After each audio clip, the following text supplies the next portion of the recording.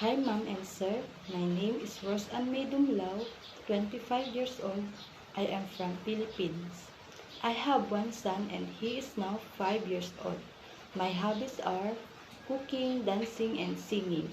My educational attainment under college graduate. I work as a domestic helper in Singapore for 1 year and 1 month. I serve 9 members of the family, 4 adults and 5 children.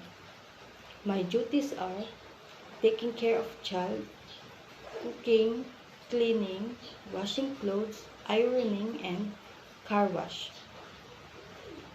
I want to work in Hong Kong to earn and save money for my family.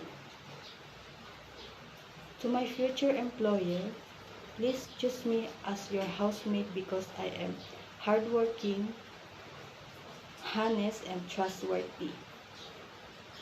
I promise to be a good housemaid and to prioritize my job. Thank you, ma'am and sir. I'm looking forward to work with you as soon as possible.